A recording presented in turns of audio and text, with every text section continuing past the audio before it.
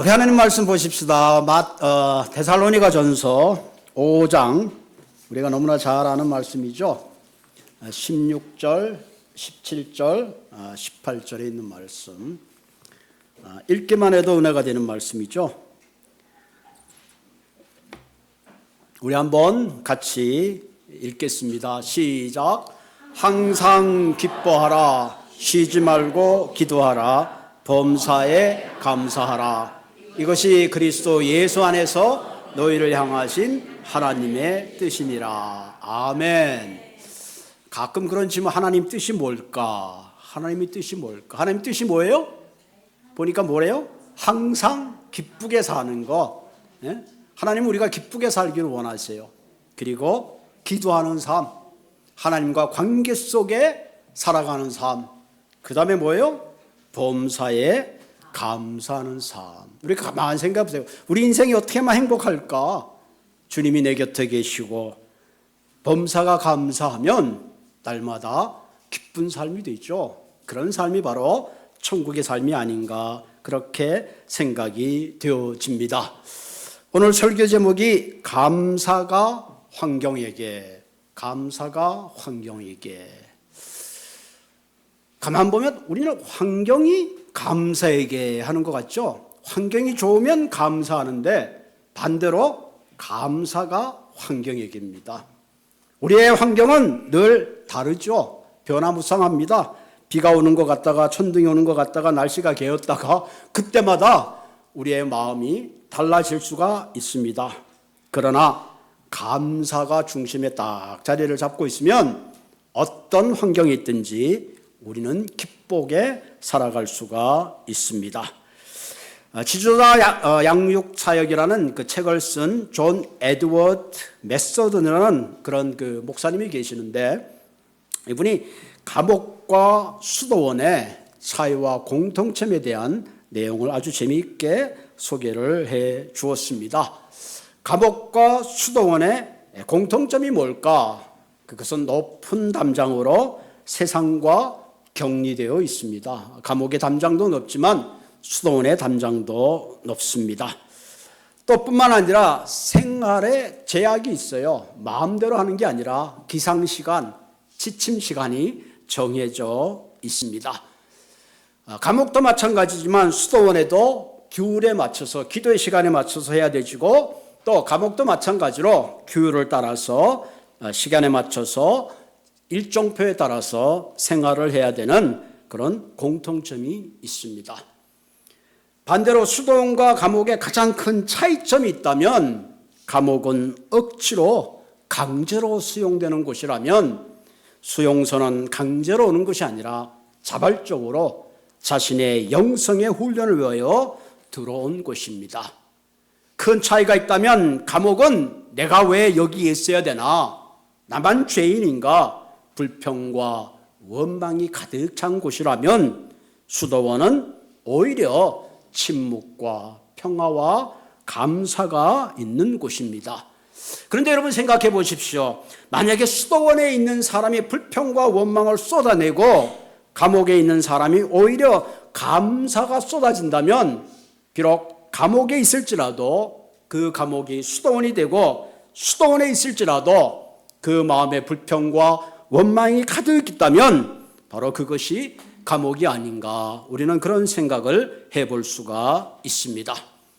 우리의 삶에 어떤 환경에 처하든지 우리가 감사하게 되면 그 환경은 비록 감옥이라 할지라도 수도원이 될 수 있고, 반대로 불평과 원망을 쏟아낸다면 내가 수도원 같은 삶을 산다 할지라도 그것이 곧 감옥이 될 수가 있는 것이죠.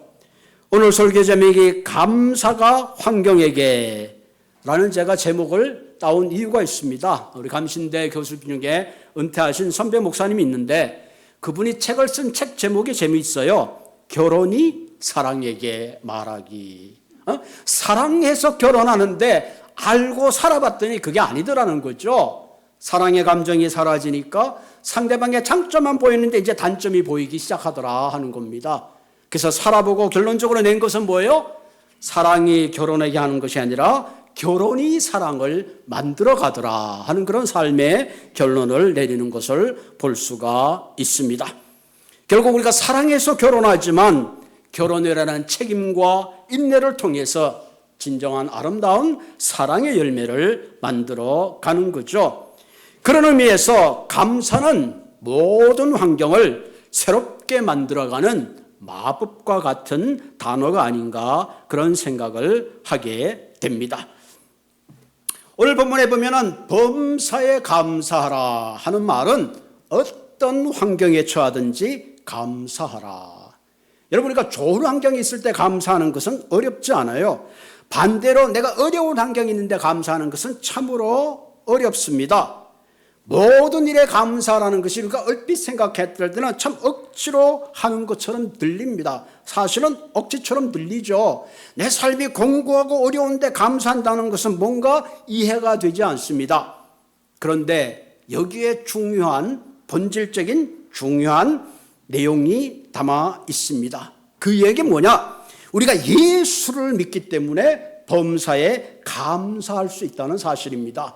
왜? 내가 믿는 그 예수님은 선하시기 때문에 내 삶에 어려움이 있을지라도 결국은 그 어려움이 선으로 결론지게 해주시는 분, 비록 내 삶이 고난하고 어렵지만 그 어려움을 통해서 내 삶을 성숙케 하시는 그런 분이시기 때문에 우리는 범사에 감사할 수 있다. 그런 내용을 포함하고 있습니다. 우리가 자녀를 키우다 보면 여기 있는 한 분 한 분들 자녀에게 베스트를 주기를 원하실 겁니다. 그런데 때로 보면 자녀에게 베스트를 주기를 원하지만 때로는 능력이 되지 않아서 그렇게 하지 못하는 경우도 종종 있습니다. 그러나 우리가 믿는 선하신 하나님은 우리 인생에 가장 베스트를 주시기로 작정하신 분이기 때문에 내 삶에 어려움이 있을지라도 우리는 하나님을 믿는 그 믿음 때문에 내가 하나님의 자녀이기 때문에 범사에 감사할 수 있다는 사실입니다. 지금 2025년이니까 2010년인가요? 11월 달에 우리가 개그우먼 박지선이라는 양을 아마 기억하시는지 모르겠어요. 이분이 36살인데 모친과 함께 자살을 하는 참 아픈 소식이 있었습니다. 이분은 고려대 교육학과를 나왔고 22기 KBS 공채로 개그우먼에 데뷔를 해가지고 탁월한 그런 면모를 보냈습니다. 그래서 연예대상 신인상을 받았고 또 많은 라디오 또 시사에 쇼케이스의 사회를 보면서 인기 가도를 달리고 있었는데 한 장의 유서와 함께 삶을 마감했습니다. 그 유서가 공개되지 않아서 왜 돌아가셨는지는 모르지만 그 원인은 아마 정신적인 요인이 아닌가 짐작할 뿐입니다. 어쩌면 이 자매가 조금만 더 환경에 대한 감사와 조금만 더 신앙적인 그런 시각이 있었더라면 천하보대가 대한 자신의 생명을 좀 더 이어가는 삶의 아름다운 선택을 하지 않았을까 그런 생각을 우리는 해봅니다. 우리가 범사에 감사하지 못하는 이유는 우리의 환경이 힘들어서가 아니라 감사의 마음이 부족해서 그런 것입니다. 감사하는 마음이 없으면 우리는 천국에 살아도 불행할 수밖에 없고 반대로 우리가 감사하는 마음이 있으면 내 삶이 아무리 척박할지라도 그 어떤 환경 속에서도 우리는 감사할 수가 있는 것입니다. 그런 의미에서 우리는 범사에 감사할 때에 우리의 삶이 기쁜 삶을 살 수 있고 우리 주위에 많은 아름다운 에너지를 가지고 오게 되는 것입니다. 그럼 어떻게 할 때에 우리의 삶이 범사에 감사하는 삶을 살 수 있겠는가 하는 겁니다. 그 첫 번째 중요한 키워드가 우리의 생각을 바꿔야 됩니다. 우리의 관점을 바꿔야 됩니다. 여러분, 부부가 행복하게 사는 비결도 한 가지밖에 없어요. 상대방의 장점만 보고 살면 행복할 수밖에 없는 것이죠. 대부분 사람들은 행복이 소유나 어떤 환경에서 오는 것으로 생각하죠. 그래서 더 많은 것을 소유하면 내가 행복할 것이다. 내가 좋은 환경이 제공되면 내가 행복할 것이라 그렇게 생각을 합니다. 오늘 살아가는 저와 여러분들 가만히 생각해 봅시다. 우리의 의식주만 생각해도 옛날에 비하면 비교할 정도로 풍요롭게 살고 있지 않습니까? 가끔 우리가 교인들 얘기하면은 그 어릴 때 옛날 얘기하면 뭐 꿀꿀이죽을 먹었다, 혹은 뭐죠? 파우더, 밀크를 얻어 먹었다, 옥수수빵을 얻어 먹었다, 그런 시대가 있지 않았어요? 그런데 요즘은 한국도 그렇지만 음식을 먹을 때 뭘 먹을까 골라 먹는 시대입니다. 골라 먹는 시대. 심지어 꼭 걱정이 있다 그러면 내일은 어디 가서 더 맛있는 걸 먹을까 그런 걱정을 하지 배가 고파서 걱정하는 사람은 사실은 없습니다. 그렇다면 그때와 지금 우리의 행복은 터울이 달라서 더 행복하고 날마다 기쁜가? 결코 그렇지 못한 것입니다. 왜? 감사라는 것은 우리의 환경과 소유로부터 오는 것이 아니기 때문에 그렇습니다. 범사에 감사라는 것은 환경이 아니라 우리의 생각과 마음으로부터 출발하기 때문에 그렇습니다. 따라하십시다. 행복은 소유의 크기가 아니라 감사의 크기다. 아멘, 아멘. 내가 아무리 많이 소유할지라도 불행한 사람이 있고, 내가 작은 것을 소유했지만 감사하는 사람이 있는 것입니다. 감사하는 사람과 감사하지 않은 사람의 가장 큰 차이는 환경의 차이가 아니라 생각의 차이입니다. 누구든지 생각을 바꾸면 우리는 범사에 감사할 수가 있는 겁니다. 땡큐라는 이 감사의 말에 원래 어원은 think, 생각하다에서 왔습니다. 생각하다. 여러분, 우리 자녀들이 효자가 되는 간단한 방법은 부모의 은혜를 생각하면 효자가 되는 거예요. 그럼 성숙하는 겁니다. 장성했어도 부모의 은혜를 띵킹하지 못하기 때문에 사실 감사하지 못하는 거죠. 우리의 생각을 바꾸면 감사할 수 있고 행복할 수 있는데 그것을 잘 못하는 거죠. 어떤 어머니에게 두 아들이 있었다고 하죠. 우리가 잘 아는 이야기 아닙니까? 한 사람은 뭐죠? 소금 장수를 하고 한 사람은 우산 장수를 합니다. 늘 그 어머니는 24시간 하루도 편할 날이 없습니다. 비가 오는 날은 소금아들 장수 때문에 고민스럽고, 또 날씨가 짱짱한 날은 우산 장수하는 아들 때문에 고민 속에 살아가고 밤잠을 설쳤습니다. 그런데 이웃집에 사는 한 아주머니는 날마다 싱글벙글합니다. 그 집 역시 두 아들이 있었는데 소금 장사를 하고 우산 장사를 했습니다. 그 비결이 뭘까요? 물어봅니다. 당신은 어쩌면 그렇게 맨날 이렇게 싱글벙글 행복하게 사십니까? 그 부인이 얘기합니다. 비가 오면 우산이 잘 펴서 너무 기분 좋고, 날씨가 좋으면 우리 아들이 소금 장사 갈 때니까 기분이 좋고, 또 더 좋은 것은 비가 오면 우산 장사라는데 소금 장사 아들이 그걸 접고 우산 장사 아들을 도우니까 좋고, 이래저래 생각할 수마다 할렐루야가 아니라 놀렐루야입니다. 아멘. 놀렐루야입니다. 생각의 차이가 우리의 삶을 이처럼 바꾸어 놓는 것입니다. 그런 의미에서 우리는 범사에 감사할 수 있는 것은 환경의 차이가 아니라 생각의 차이입니다. 우리의 생각을 바꾸면 얼마든지 감사할 수 있습니다. 어떤 분은 우리가 가족이 경제적으로 풍족하지 못하지만 자녀들이 법적에서 싸우는 것이 아니라 서로를 위하니 감사할 수 있는 겁니다. 우리 아들은 학교에서 1등은 하지 못하지만 대신 성실하고 믿음 생활 장하니 감사할 수 있는 거죠. 이른 아침에 자명종이 울린다면 그래 내가 오늘도 일할 수 있는 일터가 있다는 것이 감사하게 되고, 아침에 일어나는데 몸이 뻐근하고 피로하다면 뭡니까? 내가 어제 열심히 일한 거에 감사할 수가 있습니다. 여러분 집에 화장실이 막혔으면 내가 집이 있음을 감사할 수 있죠. 난방비가 많이 나오면 내가 따뜻하게 잤음을 감사할 수 있죠. 여러분 가정을 가지시고 집을 가지신 분들은 프라퍼리 텍스가 나오잖아요. 이가 왜 이렇게 많이 나와? 그러는 게 아니라 프라퍼리 텍스가 많으면 많을수록 뭐예요? 내가 가진 재산이 많구나 감사할 수가 있는 것입니다. 모든 것은 마음의 문제에 있습니다. 따라합시다. 천국은 감사하는 자들이 모인 곳이요, 지옥은 불평하는 사람들이 모인 곳이다. 아멘. 저는 이곳이 천국인 줄로 믿습니다. 감사와 은혜라는 두 단어만 있는 옥스나드 교회 여러분의 가정이 되기를 축원합니다. 자, 그럼 우리가 한번 생각해 보십시다. 감사는 마음의 문제요, 감사는 생각의 문제요, 감사는 선택의 문제입니다. 그렇기 때문에 우리의 생각만 바뀌면 내가 누리는 모든 환경들은 감사의 조건으로 바뀔 수밖에 없죠. 여러분, 우리가 경험했던 팬데믹만 생각에 비해서 팬데믹만 생각하면 두 번 다시 생각하고 싶지 않은 그런 시절을 우리는 지나왔습니다. 어떤 분이 책에 보니까 팬데믹을 지나면서 감사의 조건들을 쓴 것을 볼 수가 있었습니다.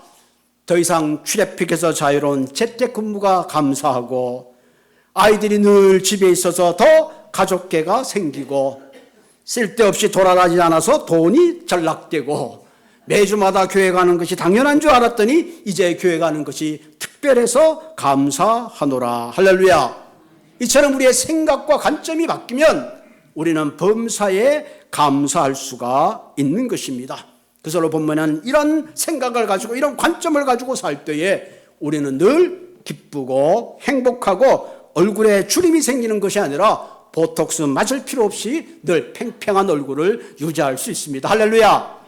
자, 그럼 두 번째, 우리가 어떻게 하면 범사에 감사하는 삶을 살 수가 있겠는가? 따라합시다. 작은 것에 감사하고 살자.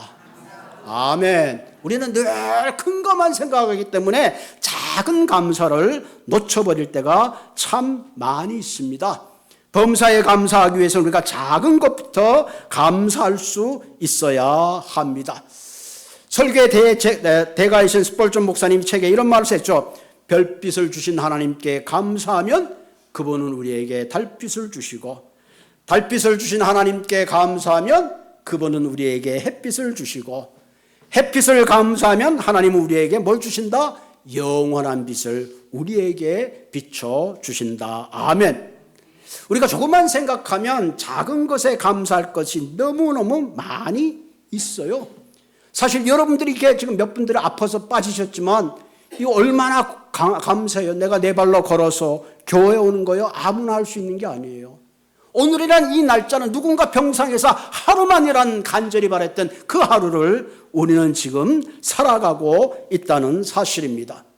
지난 한 달 동안 불렀던 우리 송경민 목사님의 찬양 은혜라는 그런 찬양을 많이 불러왔잖아요. 그 가사는 이런 겁니다. 내가 누려왔던 모든 것들, 내가 지나왔던 모든 시간, 내가 걸었던 모든 순간들이 당연한 것 아니라 은혜였어. 아침 해가 뜨고 저녁에 노을, 봄의 꽃향기와 가을의 열매, 변하는 계절, 모든 순간이 뭐라? 당연한 것이 아니요 은혜였어란 말에 뭐겠어요? 은혜이기 때문에 감사하다, 그런 얘기죠. 어린 시절과 지금까지 숨을 쉬며 살며 꿈을 꾸는 삶, 당연한 것 아니라 은혜였어. 내가 하나님의 자녀로 살며 오늘 찬양하고 예배하고 복음을 전할 수 있는 그 모든 것이 은혜였어. 내 삶에 당연한 것 생각해 보니까 다 은혜고 감사할 내용뿐이더라. 그런 고백을 하고 있는 것을 볼 수가 있습니다. 한국 최초의 우주 비행사였던 이소연 박사님이 이런 글을 남겼습니다. 우주에서 숨을 한번 들이키려면 장비와 인력과 돈이 엄청난 대가를 지불해야 되는데, 지구에서 우리가 숨을 쉬기 위해서는 단 1센트가 아니라 아무 데든지 우리가 마음껏 숨을 쉴 수 있다. 그래서 나는 한 번 더 이 감사의 기준을 놓치고 싶지 않다. 그런 말을 썼습니다. 여러분, 우리가 무심코 누리는 햇빛, 무심코 누리는 이 공기, 이것이 얼마나 감사한 하나님의 은혜가 아닌지 모릅니다. 우리는 아주 작은 일, 평범한 일, 작은 일에서 감사할 때에 하나님께서는 더 큰 은혜로 우리에게 주실 줄로 믿습니다. 우리 오프라 윈프리라는 분을 우리가 잘 알죠. 미국의 가장 토크쇼에 아주 유명한 그분이죠. 사실 이분의 삶의 뒷면은 굉장히 어둡고 힘들었습니다. 미얀마로 딸로 태어나서 외할머니 손에서 자랐습니다. 10살 때 삼촌에게 성폭행을 당했고 14살에 임신해서 아이를 낳았는데 2주 만에 아이는 죽고 말았습니다. 이런 삶의 어려움 가운데 마약을 하고 하루도 마약이 없이는 살 수 없는 중독자가 되었습니다. 이런 그분에게 생부모가 찾아와서 그때부터 마음을 다잡고 신앙생활을 시작했습니다. 아버지의 훈련을 따라 성경을 읽고 기도하며 주님을 만나게 되고 17세 방송에 취직을 하고 진행자가 되었습니다. 그때 보니 날마다 5가지 감사의 제목을 찾아 기록한 내용들이 있습니다. 이번에 가장 먼저 감사한 것은 아침에 일어나서 감사했습니다. 하나님, 지난밤도 잘 쉬게 하시고 아침에 이렇게 일어나게 하심을 감사합니다. 두 번째는 나가서 파란 하늘을 보며 하나님, 오늘도 저 파란 하늘을 내가 볼 수 있는 좋은 날을 주신 것을 감사했습니다. 세 번째는 점심때 스파게를 얼마나 맛있게 먹었는지 하나님, 오늘도 내 도시락에 이 맛있는 스파게를 주신 것을 감사했습니다. 네 번째는 내가 동료가 나를 괴롭히지만 내가 그 동료에게 화내지 않고 참을 수 있게 사랑할 수 있게 해준 것을 감사했습니다. 그분이 좋은 책을 읽었을 때는 이 좋은 책을 써주신 작가에게 감사했다고 합니다.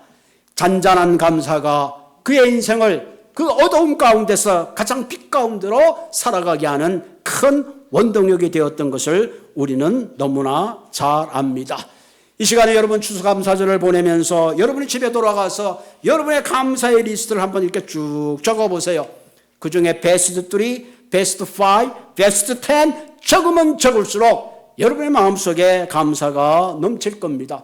저도 이 설교를 준비하면서 감사할 게 뭔가, 베스트가 뭔가 첫째로 가만 생각했더니 뭐 어쩔 수 없죠. 두 딸과 아들이 있는데 그래도 건강하게 각자 자기 밥벌이를 하고 있으니까 그게 감사하더라고요. 그게 감사해요. 또 하나는 이렇게 좋은 교우들 만나서 이렇게 아름답게 목회할 수 있다는 게 너무 감사해요. 여러분 LA만 해도 목사님들이 풀타임으로 목회를 하지 못해서 파타임으로 하는 목회자들이 참 많고 벤츄라에도 어려운 교회들이 참 많이 있어요. 한 번은 전화했는데 어떤 친구 목사님이 목회의 어려운 얘기를 쭉 하는데 참 공감을 하면서도 내게도 그런 어려움이 지나갔지만 지금 내가 목회하는 그런 현장에 그런 어려움이 없게 하고 또 온 교우들이 사랑해 주신 것에 감사하는 마음이 넘쳤습니다. 할렐루야. 네. 여러분 전부 다들 사랑하시죠? 네, 대답이 너무 약한 것 같은데. 어쨌든 그런 착각 속에 살아갑니다. 네? 또 뿐만 아니라 여러분을 지금 까말리아 교회가 있는데 지금 이상현 목사님이 지금 벨리 교회로 어포인먼트를 받아서 갔는데 그분이 날 만날 때보다 아주 부러워했던 게 있어요. 목사님 이 친교실 우리는 김치 한번 먹으려면 미국 교회 빌려가지고 쓸고 닦고 뭐 한번 예배 드리려면 막 마이크 셋업하고 막 온갖 그러다 보면 설교가 지친다는 거. 여러분 이민교회에 이렇게 자체 건물 가지고 마음껏 김치찌개 마음껏 된장찌개 끓이는 거 할렐루야. 감사하시기 바랍니다. 누가 여기서 뭐 몇 시간을 머물든지 쫓아내는 사람이 있어요? 저도 옛날에 목회할 때에 태평양 교회에 있을 때 미국 교회에 있었어요. 교회를 다 까먹고 할머니 한 분이 패스터남 뭐 이거 떨어지고 저거 떨어지고 뭐 완전히 예배 드리기 전에 막 한참 혼나고 들어갔던 기억이 나요. 한참 혼났던 기억이 나요. 이렇게 하나님이 주신 아름다운 교회, 내가 아무 때나 오고 싶으면 오고 예배 드릴 수 있으면 예배 드릴 수 있는 이런 교회가 있다는 게 얼마나 감사한지 모릅니다. 그럼 우리가 범사에 감사하기 위해서는 작은 것에 감사할 수 있어야 됩니다. 여러분의 생각과 관점을 바꿔보십시오. 모두가 감사투성입니다. 작은 것부터 감사하기 시작하면 그 감사가 훈련이 되고 넘어져도 감사합니다. 넘어져도 뼈가 부러지지 않으니 감사합니다. 할렐루야. 이런 감사가 저절로 나오게 되는 거죠. 세 번째 우리가 범사에 감사하기 위해서는 하나님의 은혜에 감사해야 합니다. 우리의 관점을 바꾸고 작은 것에 감사할지라도 가장 중요한 하나님의 은혜에 감사할 때에 우리는 모든 환경을 초월해서 우리의 삶에 진정한 아름다움이 주어지기 때문에 그렇습니다. 여러분 감사하면 대표적인 장이 하박국 3장 17절에 나오는 하박국의 감사죠. 그 감사의 내용은 무화과 나무를 심었는데 다 시들어버렸어요. 포도나무를 심었더니 포도나무도 망해버렸습니다. 감람나무를 봤더니 다 소출이 하나도 없어요. 밭에 식물은 다 말라버렸습니다. 우리의 양들은 시들시들 다 죽어버렸고 외양간의 소들도 질병에 걸렸는지 시름시름 다 죽고 말았습니다. 그런 상황 속에 불평과 원망이 왜 찾아오지 않았겠습니까? 그런데 하박국 선지자는 거기에 반전이 있었습니다. 없고 잊어버리고 하나도 나띵이지만 그럼에도 불구하고 나는 감사한다. 왜? 무엇 때문에? 3장 18절에 이렇게 말합니다. 나는 여호와로 말미암아 즐거워하느니 나의 구원의 하나님으로 기뻐하리라. 아멘. 구원의 하나님을 내가 다 잃어버렸지만 나를 구원하신 내 곁에 계시는 내 삶의 존재를 붙들고 계신 그 하나님을 인하여 내가 감사한다 하는 것입니다. 이런 범사에 감사하는 신앙의 가장 본질은 바로 하나님을 의지하는 믿음 가운데 있는 겁니다. 시편 116편 12절에 보면 내게 주신 은혜를 내가 여호와께 무엇으로 보답할꼬.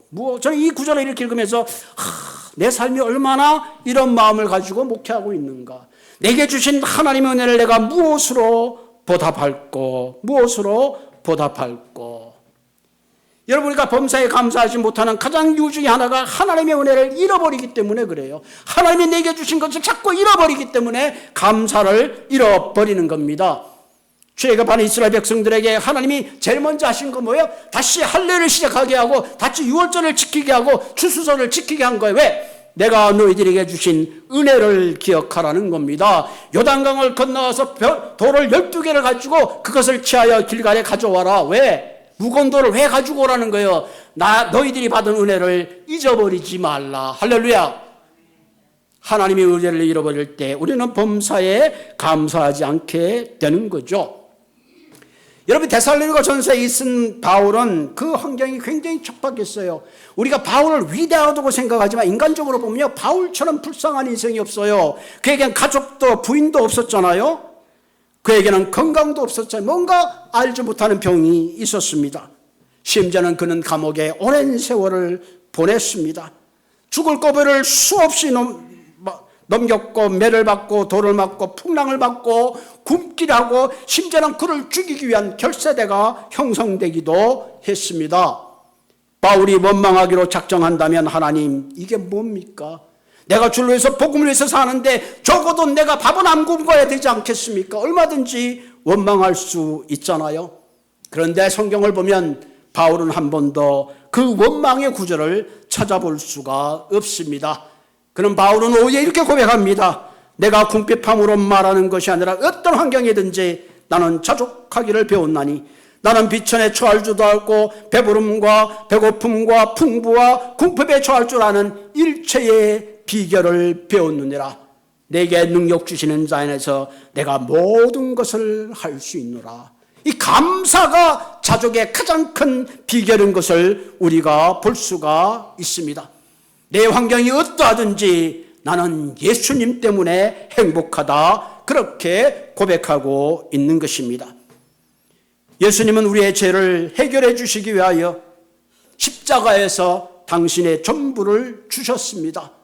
죄의 싹은 사망입니다. 죄인을 아무리 그럴듯하게 형성죄로 붙인다 할지라도 죄인의 결말은 죽음이고 사망입니다.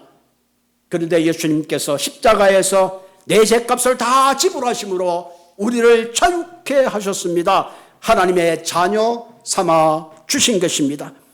그렇게 생각할 때 우리는 예수님 한 분만으로도 우리는 얼마든지 감사할 수 있는 본질적 조건을 가지고 있는 사람들입니다. 바울의 감사의 그 근원은 오직 예수였습니다. 예수 안에 구원이 있고 예수 안에 평안이 있고 예수 안에 영생이 있고 예수 안에 천국이 있으며 예수 안에 범사에 감사할 수 있는 용기와 놀라운 삶의 힘이 거기에 있기 때문에 그렇습니다. 감사는 환경의 조건을 따지는 것이 아니라 믿음으로 인하여 감사하는 것입니다. 감사는 우리의 부족을 채워가는 열쇠가 되는 것입니다. 감사는 내게 주신 하나님의 은혜를 기억함으로 내 삶의 미래를 열어가는 큰 힘이 되는 것입니다. 그러므로 사랑하는 성도 여러분, 오늘 이 시간부터 여러분의 입술 속에는 감사와 은혜만이 머무는 그런 아름다운 삶이 되기를 주님의 이름으로 부탁을 드립니다. 역대 우리의 시편에 있는 말씀 잘 알죠? 감사함으로 그의 문에 들어가며 찬송함으로 그의 궁전에 들어가서 그에게 감사하며 그의 이름을 송축할지어다. 역대사 16장 34절 여호와께 감사하라 그는 선하시며 그의 인자심이 영원함이로다. 한번 따라 하십시다. 여호와께 감사하라 그는 선하시며 그의 인자심이 영원함이로다. 아멘. 같이 기도하십시다. 오 하나님, 오늘 부족한 저희들에게